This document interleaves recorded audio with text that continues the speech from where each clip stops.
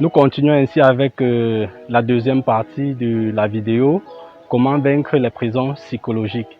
Et là, nous allons directement parler du quatrième point, j'ai besoin de sécurité.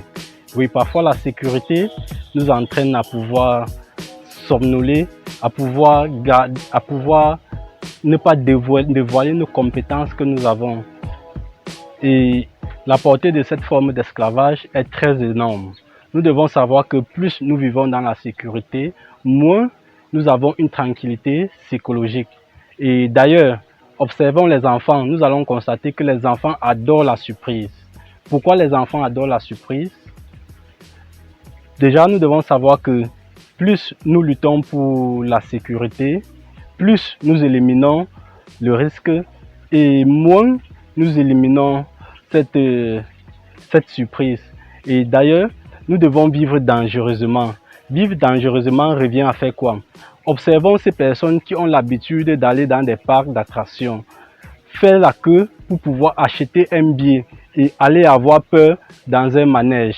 Essayons de vivre comme ces personnes. En réalité, c'est ça, vivre dangereusement, affronter ses peurs. Donc, pour vaincre cette prison, nous devons appliquer ces besoins sur le plan psychique. Nous devons essayer de faire comme ces personnes qui ont peur dans un manège, mais font la queue pour pouvoir acheter un billet. Déjà, nous devons savoir que le fait de s'accrocher sur notre passé pour ne pas tirer des leçons est une forme d'esclavage. Certes, le passé est comme un miroir sur lequel nous allons nous référer, mais il peut également nous détourner. Et c'est la raison pour laquelle nous devons nous focaliser sur le passé pour tirer des enseignements.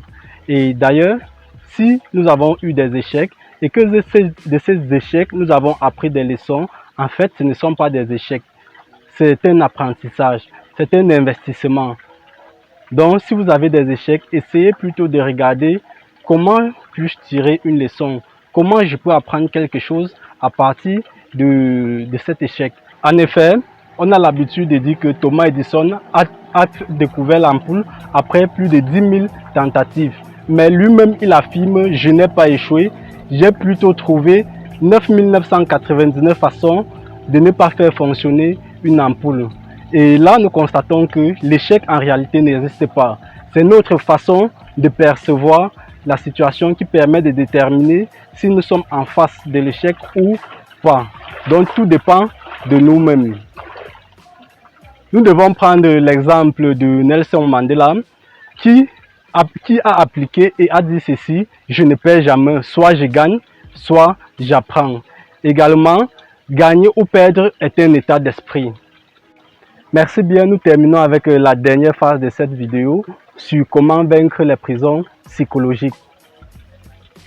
La dernière classe d'esclavage, c'est « je suis prisonnier de mon milieu ». Déjà, nous devons savoir que le milieu est tout ce qui nous entoure. Et ce milieu est également très impactant pour nous.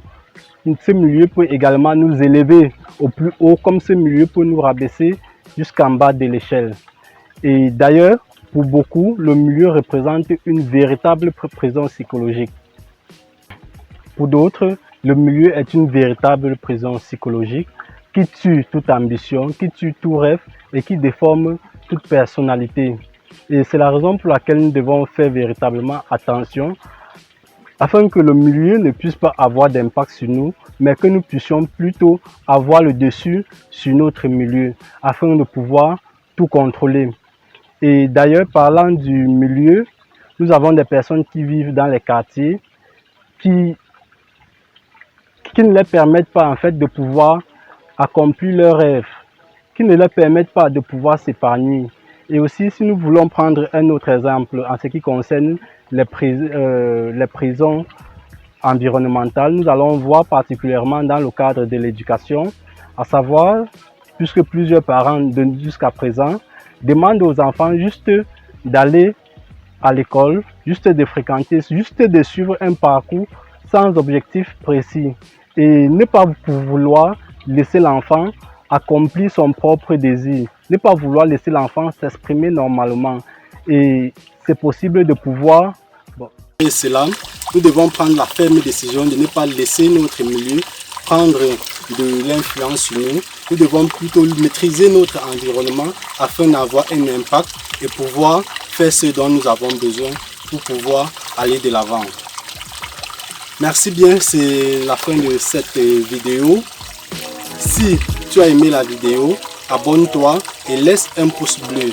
Ton avis en commentaire nous permettra d'améliorer ce travail et également n'oublie pas d'activer la cloche des notifications. À plus.